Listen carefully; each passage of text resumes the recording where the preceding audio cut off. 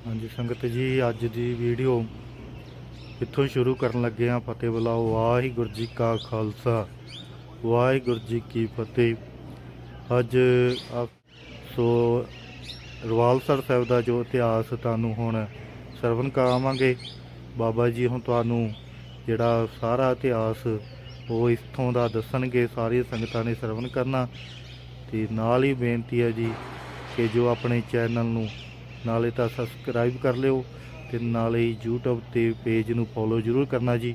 वाहिगुरू जी का खालसा, वाहिगुरू जी की फतेह। आओ अगे तुहानूं जो इत्थों का इतिहास दसना। बाई धार ਦੇ ਪਹਾੜੀ ਰਾਜਿਆਂ ਦਾ ਪ੍ਰੇਰਿਆ ਹੋਇਆ ਕੌਮਾਂ ਰਵਾਲਸਰ ਸਾਹਿਬ ਬਾਰੇ ਤੇ ਵਿਸਾਖੀ ਦਾ ਦਿਹਾੜਾ ਮਨਾਉਣ ਵਾਸਤੇ ਸਤਿਗੁਰੂ ਜੀ ਕੋਲ ਸਦਾ ਪੱਤਰ ਲੈ ਕੇ ਪਹੁੰਚਿਆ। ਤੁਸੀਂ ਵੀ ਬੇਨਤੀ ਕਰੋ, ਉਸ ਤੀਰਥ ਤੇ ਜਾਣਾ ਚਾਹੀਦਾ, ਪਹਾੜੀ ਰਾਜਿਆਂ ਦੇ ਨਾਲ ਮੇਲ ਮਿਲਾਪ ਕਰਨਾ ਚਾਹੀਦਾ। ਸੋ ਮਾਤਾ ਗੁਜਰ ਕੌਰ ਜੀ ਅਤੇ ਗੁਰੂ ਜੀ ਦੇ ਮਹਿਲਾਂ ਨੇ ਇਸ ਤੀਰਥ ਦੀ ਬਾਬਤ ਕਾਫੀ ਸਰਵਣ ਕਰ ਚੁੱਕੇ ਸੀ, ਪਹਿਲਾਂ ਹੀ ਸੁਣਿਆ ਸੀ।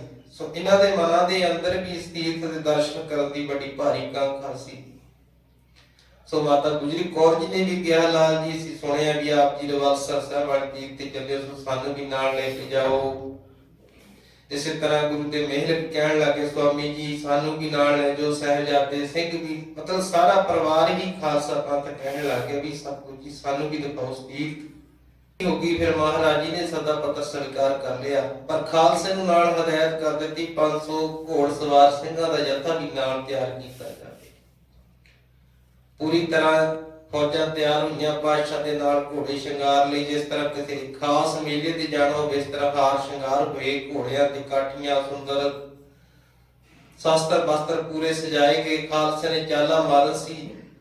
ਸਹਿਜੇ ਸਹਿਜੇ ਸਤਿਗੁਰੂ ਜੀ ਮਹਾਰਾਜ ਥਾਵਾਂ ਨੂੰ ਪਵਿੱਤਰ ਕਰਦੇ ਹੋਏ ਰਵਾਲਸਰ ਸਾਹਿਬ ਵਾਲੇ ਮਕਾਮ ਤੇ ਪੁੱਜ ਗਏ ਨੇ। ਇੱਧਰ ਮਹਾਰਾਜ ਜੀ ਦੇ ਆਗਮਨ ਦੀਆਂ ਖਬਰਾਂ ਪਹਾੜੀ ਰਾਜਿਆਂ ਦੇ ਘਰਾਂ ਵਿੱਚ ਵੀ ਪਹੁੰਚ ਗਈਆਂ। ਪਹਾੜੀ ਰਾਜੇ ਆਪਣੇ ਅਹਿਲਕਾਰਾਂ ਰਾਣੀਆਂ ਸਮੇਤ ਸੱਜ ਧੱਜ ਕੇ ਰਵਾਲਸਰ ਸਾਹਿਬ ਪਹੁੰਚਣੇ ਸ਼ੁਰੂ ਹੋ ਗਏ। ਜਿੱਥੇ ਜਿੱਥੇ ਇਹਨਾਂ ਨੂੰ ਜਗ੍ਹਾ ਮੁਕਰਰ ਕੀਤੀ ਕਿ ਡੇਰੇ ਲੱਗ ਗਏ। ਸਤਿਗੁਰੂ ਜੀ ਦਾ ਇਸੇ ਪਹਾੜ ਤੇ ਡੇਰਾ ਚੜ੍ਹਦੀ ਵਾਲੇ ਪਾਸੇ ਲੱਗਿਆ, ਜਿੱਥੇ ਗੁਰਮੁਖ ਆਪਾ ਬੈਠਾ। ਇੱਥੇ ਵਿਸਾਖੀ ਵਾਲੇ ਦਿਨ ਬਹੁਤ ਵੱਡਾ ਭਾਰੀ ਦੀਵਾਨ ਸਜਾਇਆ ਗਿਆ,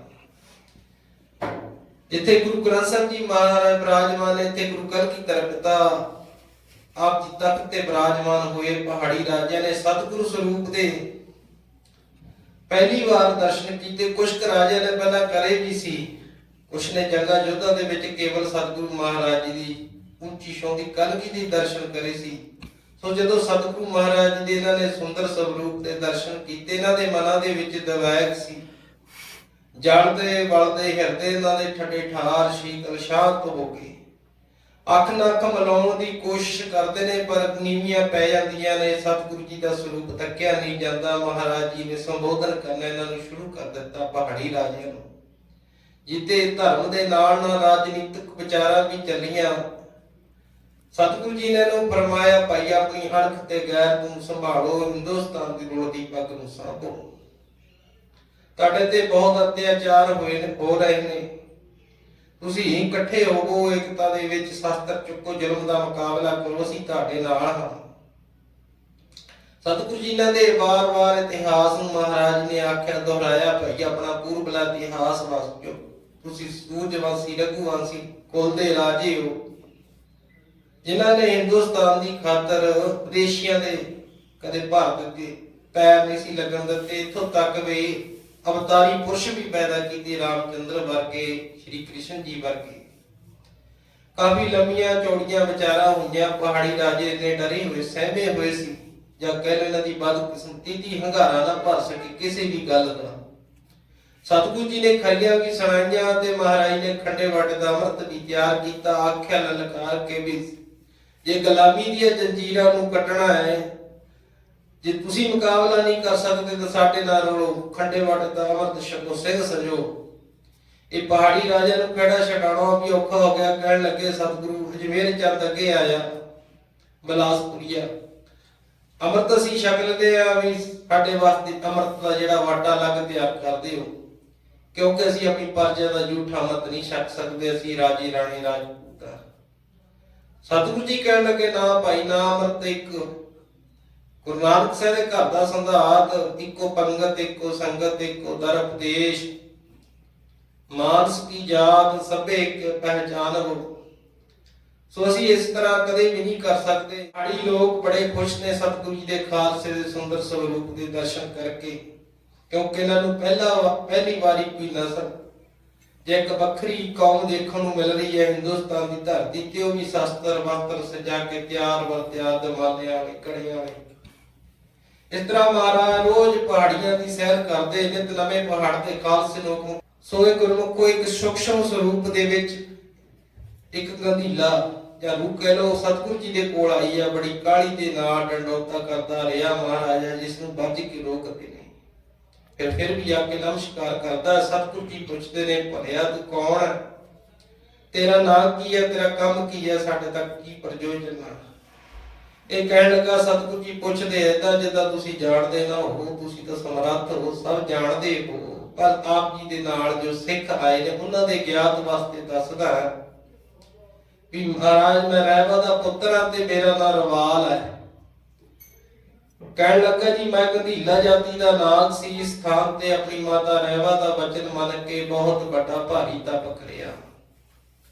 ਤਪ ਕਰਦਿਆਂ ਜਿਹੜਾ ਮੇਰਾ ਇਸ਼ਟ ਦੇਵ ਸੀ ਬ੍ਰਹਮਾ ਜੀ ਖੁਸ਼ ਹੋਏ, ਇਸ ਧਰਤੀ ਤੇ ਆਏ, ਦਰਸ਼ਨ ਹੋਏ, ਉਹਨਾਂ ਨੇ ਮੇਰੀ ਚਾਹਤ ਪੁੱਛੀ ਤਪ ਕਰਨ ਦੀ।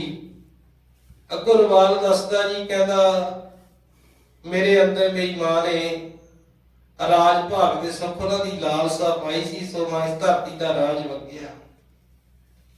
ਗੁਰਮੁਖੋ ਮੱਡੀ ਤੱਕ ਦਾ ਇਲਾਕਾ ਰਵਾਲ ਨੂੰ ਦੇ ਦਿੱਤਾ ਹੈ। ਰਵਾਲ ਆਪ ਨਾਗ ਹੈ ਤੇ ਇਹਦੀ ਸੈਨਾ ਭੁਜੰਗ ਹੈ, ਭਾਵ ਇਸ ਧਰਤੀ ਤੇ ਸੱਪਾਂ ਨਾਗਾਂ ਨੇ ਕਾਫੀ ਵਰਸ਼ ਰਾਜ ਕੀਤਾ। ਇਹਨਾਂ ਨੇ ਛੋਟੇ ਛੋਟੇ ਹੋਰ ਪਹਾੜੀ ਇਲਾਕੇ ਜਿੱਤ ਲਏ, ਆਪਣੇ ਰਾਜ ਭਾਗ ਦਾ ਕਾਫੀ ਵਿਸਤਾਰ ਕਰ ਲਿਆ। ਕਿਤੇ ਇਹਨਾਂ ਦਾ ਜੰਗ ਯਕਸ਼ ਜਾਤੀ ਦੇ ਨਾਲ ਹੋਇਆ। ਇਹ ਰਾਖਸ਼ਾਂ ਦੇ ਵਿੱਚੋਂ ਆ। ਉਦੋਂ ਮਨੁੱਖ ਕੋਈ ਜਾਤੀ ਨਹੀਂ ਸੀ, ਕੋਈ ਵਿਰਲਾ ਜਿਸ ਨੂੰ ਮਨ ਚ ਬਰਾਗ ਆਉਂਦਾ ਸੀ। ਸੋ ਪਹਾੜਾਂ ਦੀਆਂ ਕੰਧਰਾਂ ਵਿੱਚ ਆ ਕੇ ਤਪ ਕਰਿਆ ਕਰਦਾ ਸੀ।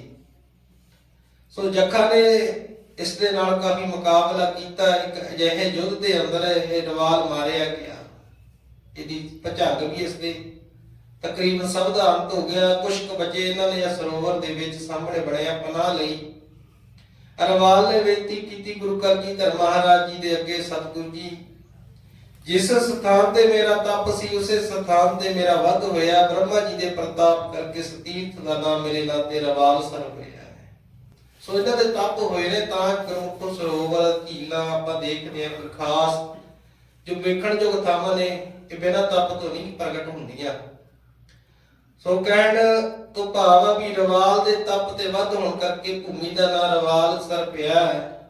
ਰਵਾਲ ਨੂੰ ਆਉਣ ਵਾਲੇ ਸਮੇਂ ਦੀ ਸਾਰੀ ਖਬਰ ਸੀ। ਸੋ ਕਹਿਣ ਲੱਗਾ ਵੀ ਸਤਿਗੁਰੂ ਆਪ ਜੀ ਦਾ ਜਿਹੜਾ ਅਵਤਾਰ ਨੇਹ ਕਲੰਕ ਕਲਕੀ ਅਵਤਾਰ, ਹੁਣ ਗੁਰਮੁਖੋ ਇਹ 24ਵਾਂ ਅਵਤਾਰ ਮੰਨਿਆ ਵਿਸ਼ਨੂੰ ਦਾ। ਭਵਿੱਖਤ ਪੁਰਾਣ ਦੇ ਵਿੱਚ ਕਲਕੀ ਦਾ ਜ਼ਿਕਰ ਆਇਆ। ਜਿਹਦੇ ਦਸਮ ਗ੍ਰੰਥ ਚ ਸਤਿਗੁਰੂ ਮਹਾਰਾਜ ਲਿਖਦੇ, ਉੱਥੇ ਪਾਪ ਸਭੂ ਬਨਾਸਨ ਕੋ ਕਲਕੀ ਅਵਤਾਰ ਕਹਾਏਂਗੇ, ਭਲ ਭਾਗ ਪਿਆ ਹੈ ਸੰਭਲ ਕੇ ਹਰ ਜੂਠ ਬਣਾਏਂਗੇ। ਸੋ ਉੱਥੇ ਮਹਾਰਾਜ ਜੀ ਆਪ ਆਪਣਾ ਆਗਮਨ ਦੱਸਦੇ ਹਨ।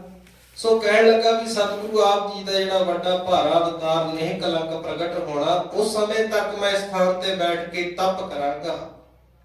ਉਸ ਸਮੇਂ ਤੱਕ ਜਿਹੜੀ ਮੇਰੀ ਗਿਣਤੀ ਆ ਭੁਜੰਗ ਦੀ ਲਗਭਗ ਕਰੋੜ ਸੈਨਾ ਹੋ ਜਾਣੀ ਹੈ। ਰਵਾਲ ਕਹਿਣ ਲੱਗਾ ਵੀ ਮਹਾਰਾਜ ਪਰ ਇਹ ਮੇਰੇ ਤੇ ਹੁਣ ਸੂਖਸ਼ਮ ਸਰੂਪ ਤੇ ਵੀ ਹਮਲਾ ਕਰਦੇ ਨੇ, ਤਪ ਨਹੀਂ ਕਰ ਦਿੰਦੇ, ਬੰਦਗੀ ਨਹੀਂ ਕਰ ਦਿੰਦੇ ਜਿਹੜੇ ਯਕਸ਼ ਨੇ।